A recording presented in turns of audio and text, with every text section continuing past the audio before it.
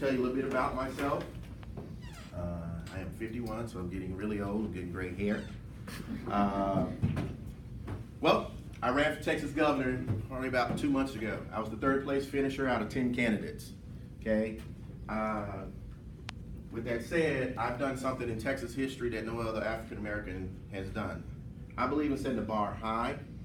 I became police chief at age 32. At that time, I was one of the youngest African American males in Texas to do so.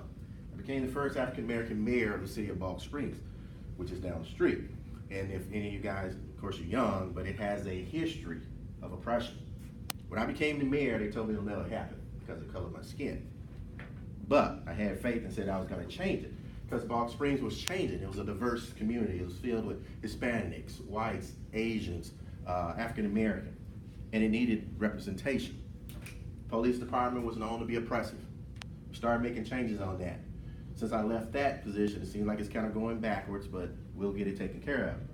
Well, from that point, I've sat on the North Texas Super Bowl committee. I've done several key things to try to grow and bring opportunity and growth to the North Texas area, that it would benefit people of all colors, all nationalities and all races, all genders, as well as political affiliation. During my campaign across the state of Texas, I had an opportunity to travel over 30,000 miles crisscrossing this state, okay? And meeting different people from rural areas, poor people to rich people. And the things that they told me was really shocking. They feel like that they're disenfranchised from this country and from this state. And the reason why, because they said nobody listens. Oh, something else. I'm also a teacher over in Garland Lakeview, Centennial, so I'm gonna bring that out. So I'm constantly listening to young, bright minds and teaching them, and they teach me things.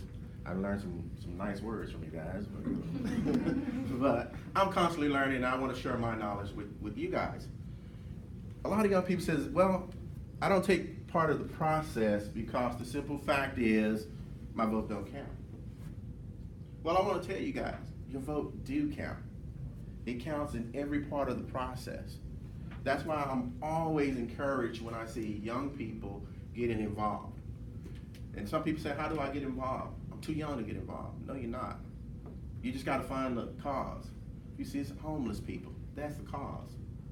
If you see abused children, that's a cause.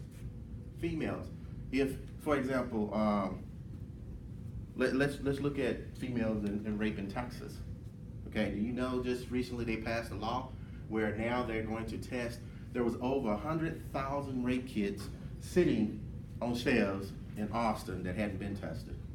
They just passed legislation to make sure those get tested because of a Hispanic female right here in Mesquite area. And she's now state rep Nave. Because of her, it's going to be tested. So she saw a cause. And they told her she was too young.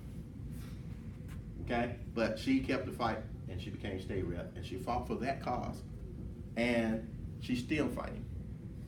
Beto O'Rourke, for the other guys that don't know, he's running for senator against Ted Cruz.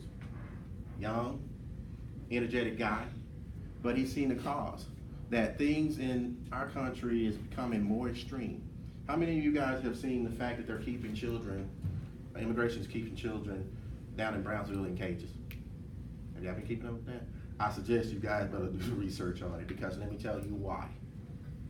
Even a dog or a cat have rights in Texas and America, especially in Texas. You kill a horse, a cow, you're subject to get 25 years in prison. You kill a human, you're subject to get 5.